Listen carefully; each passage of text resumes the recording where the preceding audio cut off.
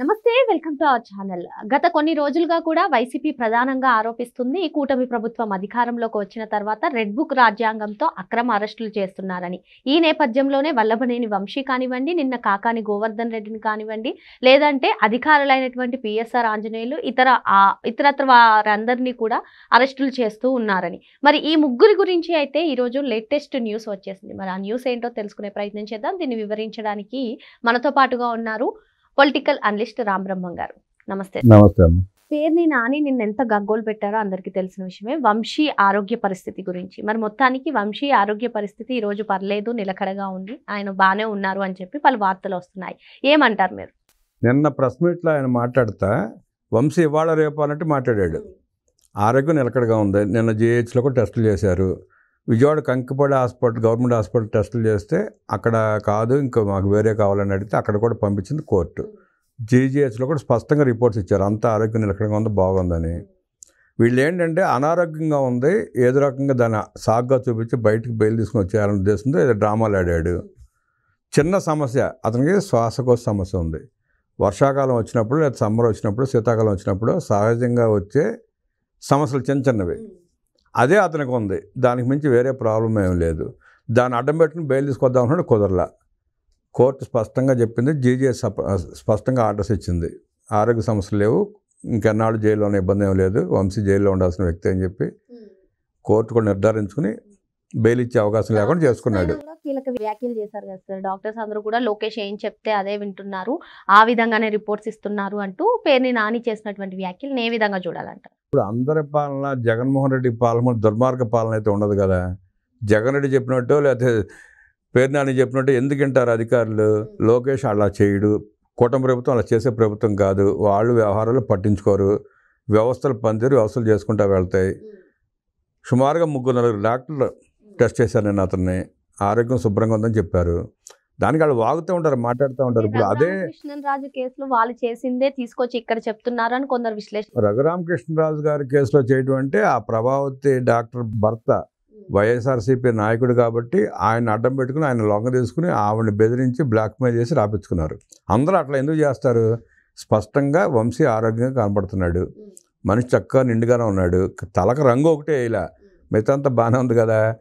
అలాంటి వాడిని ఇడిపించే ప్రయత్నం చేయడం కోసం లేదా బెయిల్ కోసం ఆరోగ్యం బాగాలేదని చెప్పి డ్రామాలు ఆడుతున్నారు. అదే పేరుని నాని నోటికొచ్చి మాట్లాడుతున్నాడు. పేదలకు ఇచ్చే బియ్యాన్ని పందికొక్కలా మింగాడు.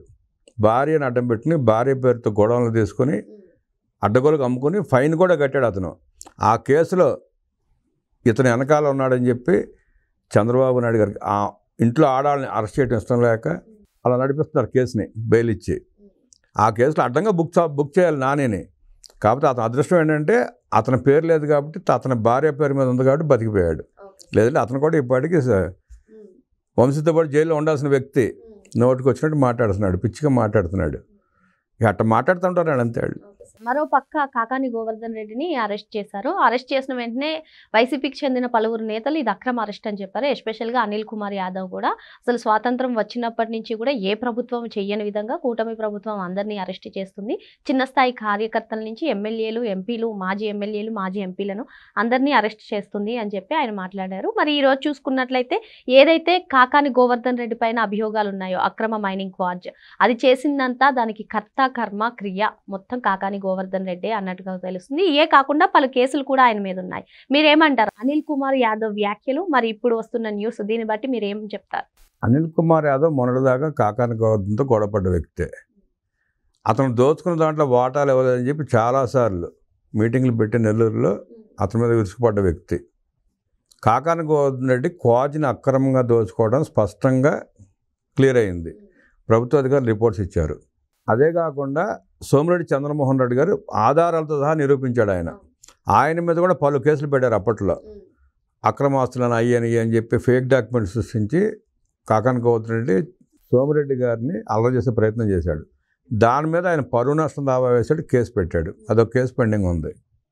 అలాగే పలు కేసులు, అక్రమ ఇసుక తవ్వకాలు, అక్రమ మట్టి తవ్వకాలు, అక్రమ క్వాజ్ తవ్వకాలు, వేల కోట్ల రూపాయలు లూటీ చేశాడు కాకాని గోవర్ధన్ రెడ్డి. సుమారుగా 11 కేసులు పెండింగ్ ఉన్నాయి అతని మీద. క్వాజ్ కాకుండా ఇంకా 11 కేసులు ఉన్నాయి. ఇప్పుడు అన్నీ ఒక్కొక్కటి వెలికి తీస్తున్నారు, బయటకు వస్తాయని. వాటన్నిటిలో అతను అరెస్ట్ కాక తప్పదు, కోర్టు విచారణ ఎదుర్కోక తప్పదు. చేసిన మోసాన్ని, చేసిన దోపిడీని నిరూపించక తప్పదు. వైఎస్ జగన్మోహన్ రెడ్డి గారు ఇటీవల ప్రెస్ మీట్లు కానివ్వండి, ప్రజాప్రతినిధులతో మాట్లాడినప్పుడల్లా అధికారులను హెచ్చరిస్తూనే తమ హయాంలో ఎవరైతే అధికారులు పనిచేశారో వాళ్ళందరినీ కూడా కూటమి ప్రభుత్వం అక్రమ కేసులు పెట్టి అన్యాయంగా అరెస్ట్ చేస్తుందంటూ చెప్తున్నారు. మరి ఈ పిఎస్ఆర్ ఆంజనేయుల్ని కూడా ఆ విధంగానే అరెస్ట్ చేసింది. ఆయన చాలా సౌమ్యుడు అన్నట్టు జగన్మోహన్ రెడ్డి చెప్పారు. మరి పోలీస్ కస్టడీలో పిఎస్ఆర్ ఆంజనేయులు గారు అసలు అధికారం ఉంది, సో నిర్ణయాలు ఏవి నా సొంతంగా తీసుకోలేదు, నేను కమిషన్ చెప్పినటువంటి వాటికే ఆ నిర్ణయాలను అమలు చేశానంతే, నా సొంత నిర్ణయాలు కాదు, అధికారం ఉందని చేశానంతే అంటూ ఆయన వ్యాఖ్యానించిన వ్యాఖ్యలను ఏ విధంగా చూడాలంటారు? అంటే అధికారం ఉంటే ఏ నిర్ణయాలు ఏమి చెప్పినా అవి చేసేస్తారా? ఏం చెప్తారు? పిఎస్ఆర్ ఆంజనేయులు సీనియర్ ఐపీఎస్ అధికారి, డీజీపీ అవ్వాల్సిన వ్యక్తి అలా జైల్లో మగ్గుతున్నాడు. ఫస్ట్లో ఏమన్నాడు, అరెస్ట్ చేసే ముందు 10 రోజులు సరదాగా వెళ్ళొస్తా అన్నాడు. సుమారుగా నెల 15 రోజులు అయిపోయింది. ఇప్పుడు కనపడుతుంది కదా ఆయన అవతారం ఎట్లా ఉందో. అంతటి సీనియర్ ఐపీఎస్ అధికారి అధికారం ఉందో చేశానంటే వ్యవస్థలు ఎందుకు ఊరుకుంటాయి? ఇప్పుడు ఏదైతే సిట్కి స్టేట్మెంట్ ఇస్తున్నాడు ఆయన, అధికారం ఉంది కదా అని చేశానంటున్నాడు, అంటే అక్రమాలను చేశానని ఒప్పుకున్నట్టే కదా. ఒప్పుకున్నప్పుడు కోర్టులు ఎందుకు ఊరుకుంటే, సిట్ ఎందుకు ఊరుకుంటుంది? జగన్మోహన్ రెడ్డి అధికారం ఉందని చెప్తే ఈయన చేస్తాడా? ఈయన బాధ్యుడు కాదా? ప్రజలకి రెస్పాన్సిబిలిటీ తీసుకోవాల్సింది ఐపీఎస్ అధికారికి ఈయన పిఎస్ఆర్ ఆంజనేయులు. మూల్యాంకనంలో మోసం జరిగింది. జగన్మోహన్ రెడ్డి వర్గానికి చెందిన కొంతమందికి ఉద్యోగాలు ఇవ్వడం కోసం దాంట్లో అక్రమాలు చేశారు, స్పష్టమైంది. దాంట్లో కఠినంగా శిక్షణ పడతాడు ఆయన. కాకపోతే ఇక్కడ ఏంటంటే ఒక సీనియర్ ఐపీఎస్ అధికారి ఆ పరిస్థితిలో ఉండటం సమాజానికి, వ్యవస్థ కూడా సిగ్గుచేటే. ఇంకా ఆయన సిగ్గు లేకుండా వాస్తవాలు చెప్పకుండా నాకు తెలియదు, గుర్తులేదని నానుస్తూ ఉన్నాడు.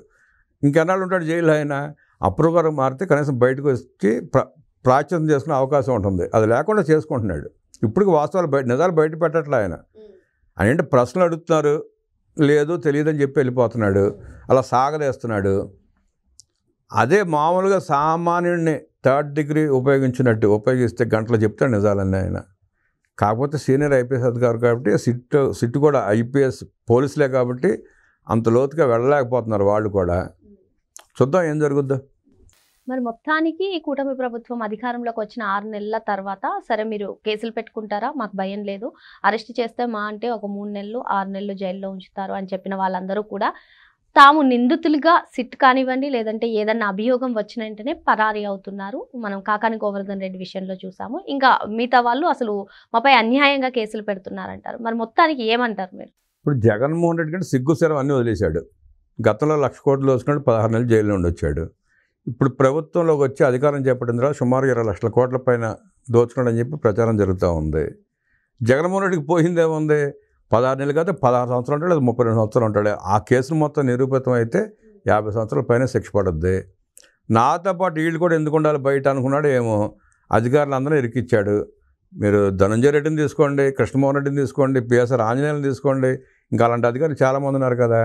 వాళ్ళు కూడా అతనితో పాటు భ్రష్టు పడిపోయారు. కాకపోతే వాళ్ళు కూడా ఏంటంటే చదువుకున్న ఐపీఎస్లకు లేదా ఉద్యోగాలకు ఆ స్థానాలకు విలువ ఇవ్వకుండా ఆ దోపిడీకి అలవాటు పడిపోయి జగన్ రెడ్డి నమ్మి మోసపోయో లేదా డబ్బులకు అలవాటు పడిపోయో కక్కుర్తిపడో అలా జీవితాలను నాశనం చేసుకున్నారని అనుకోవాలి.